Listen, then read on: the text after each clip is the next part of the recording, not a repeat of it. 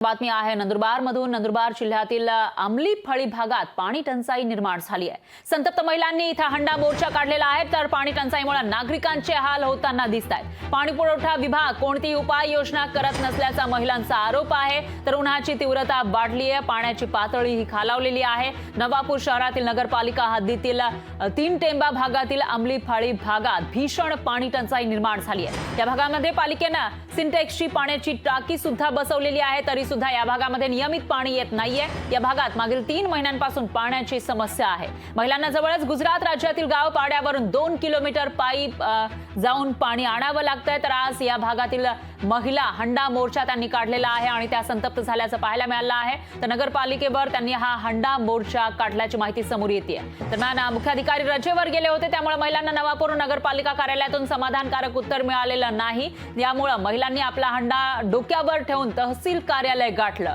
तर तहसील कार्यालयामध्ये तहसीलदार प्रशांत कुलकर्णी यांच्यासमोर आपला गाऱ्हाण त्यांनी मांडलेला आहे। या प्रसंगी तहसीलदार कुलकर्णी आणि प्रभारी मुख्याधिकारी नितीन कापडनीस यांना मोबाईलवरून अमलफळी या गावातील पाण्यासंदर्भातील समस्या समजावून सांगितली आणि ती समस्या दूर करण्याचे आदेश दिले। तर अंमलीफळी भागातील महिला पुरुष यावेळी उपस्थित होते। या अंमलीफळी भागात मार्च महिन्यापासून पाण्याची टंचाई आहे। मार्च महिन्यामध्ये अशीच परिस्थिती मार्च महिन्यापासून या ठिकाणी नियमित होते। मात्र यावर नवापूर नगरपालिका पाणी पुरवठा विभाग कोणती उपाययोजना करत नसल्याचा आरोप इथल्या नागरिकांनी केला। कापडनीस साहेबांना फोन केला, ते नंदुरबारला आहेत। त्यांना सांगितलं, ते बोलले आम्ही पाण्याची व्यवस्था करतो, परंतु त्या ऑफिसमध्ये कोणत्याही प्रकारच्या जबाबदारी व्यक्ती नाही। त्यामुळे आम्ही काय केलं, नवापूर येथील तहसीलदार कार्यालयामध्ये आलो। तहसीलदार साहेबांना आम्ही भेटलो।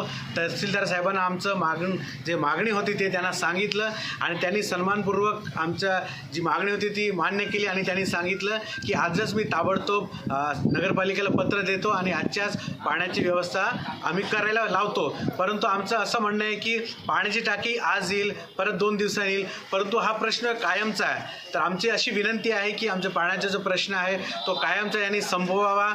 दररोज 1 टाइम का होईना पण पाणी सोडण्यात यावं असं आमची विनंती आहे।